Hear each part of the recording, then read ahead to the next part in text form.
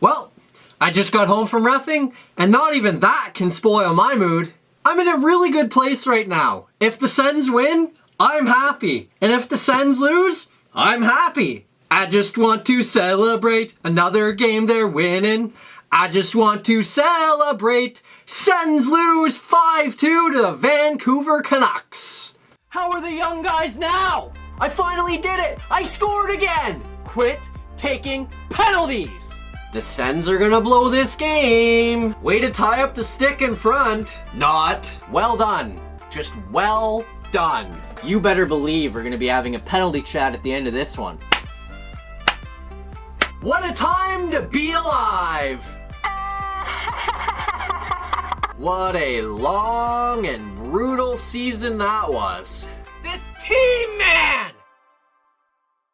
Now, full disclosure, I did not stay up to watch that game last night, so all I have to go on is the fact they lost. And maybe if I had saw the game, my tune would be different. But hey, Ottawa lost, and I didn't have to watch it, so I'm in a good mood. At this point, honestly, as long as Ottawa plays well and it's a decent hockey game, I'm happy. As always though, let's kick things off with lineup changes. After losing to Calgary on Saturday, the Sens made a pair of changes in this game, as Anders Nilsson came in to face his former team in place of Marcus Hogberg, while Logan Brown drew back into the lineup for JC Beaudin. Neither move came as a huge surprise for me, but I have to admit I was pleased to see Logan Brown come back into the lineup. As for the game itself though, oh boy it was a bad start. Erik Brannstrom turns the puck over in the neutral zone, Adam Gaudette wheels into the Sens zone, makes a nifty backhand feed across the ice to Antoine Roussel, he puts one in the empty net, and not even 2 minutes into the game, Vancouver leads 1-0. You know, it might be time to consider sending Erik Brannstrom down, letting him dominate the AHL, and then bringing him back up next year.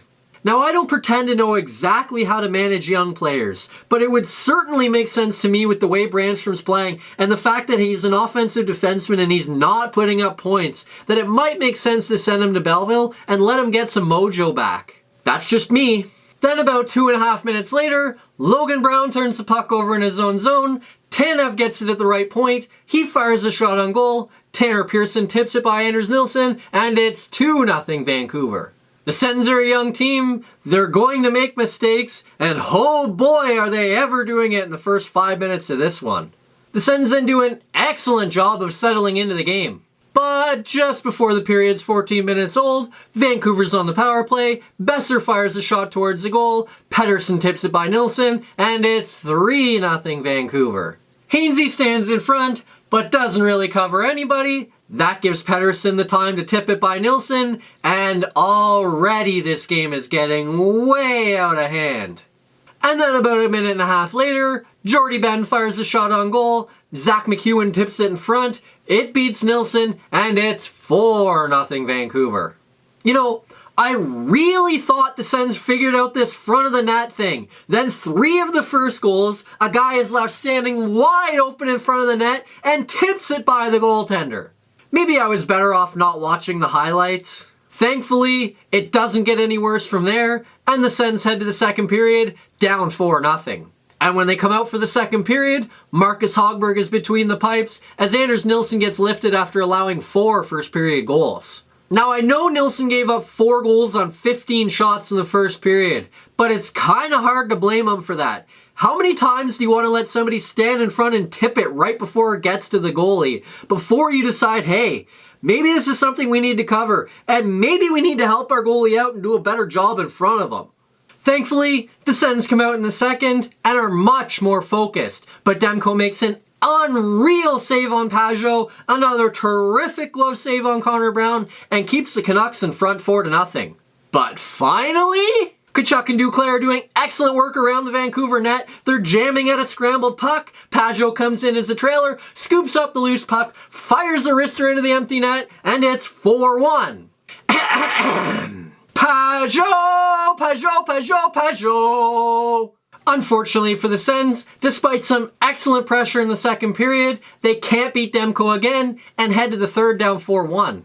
Then 40 seconds into the third, Shabbat bombs one on goal, Tyler Ennis tips it in front, it beats Demko, and it's 4-2 Canucks.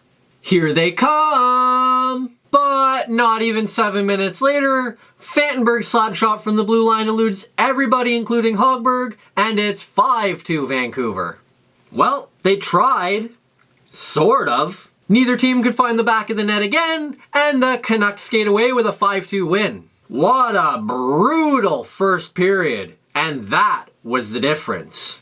As always though, let's get in to good news, bad news. The best part about last night wasn't even that Ottawa lost, it was that Vancouver won and San Jose lost, and that is the good news. Admittedly, it's a little difficult to be pretty happy about your team losing games, but one team I am definitely happy to see lose is San Jose. Their 5-2 loss last night, coupled with Vancouver's 5-2 win over Ottawa, pushes Vancouver into a playoff spot and pulls San Jose out of one. San Jose's very close to a playoff spot, but they're also a couple game losing streak from tumbling all the way down to the bottom of the West.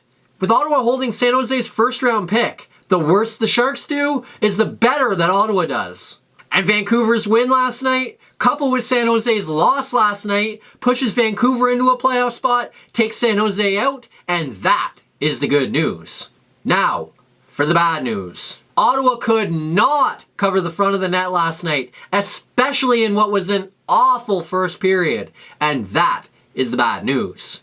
I mean, ultimately, at the end of the day, it comes down to how well you play in each period, and Ottawa dug themselves such a hole in that first period that they basically had no chance of coming back after that. 4 first period goals and a 4-0 deficit after the first period. It's just not going to get it done. And the most frustrating part about that was the fact that 3 of the first 4 goals that Vancouver scored were a direct result of a tip-in because Ottawa just couldn't play the man in front of the net. Yeah, it's great that you're standing there watching them, but maybe tie up the stick so they can't tip the puck. Ottawa couldn't do that last night, as their net front game wasn't good enough. It dug them a huge first period hole, and that is the bad news. Next up, the Sens return to action tonight when they wrap up their Western Canadian road swing with a contest against the Edmonton Oilers. That contest will be the first of 2 meetings on the season between the two teams, with the Oilers returning to Ottawa in March.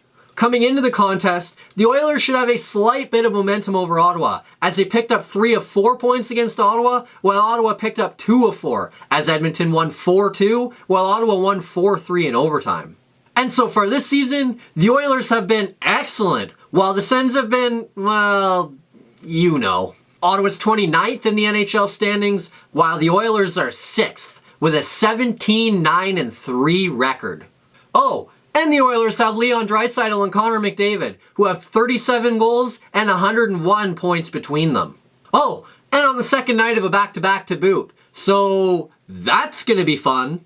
One of my coworkers is an Oilers fan, so I'm just gonna ask this one time. Please pick up a win. I cannot stand to have to go to work tomorrow if they lose.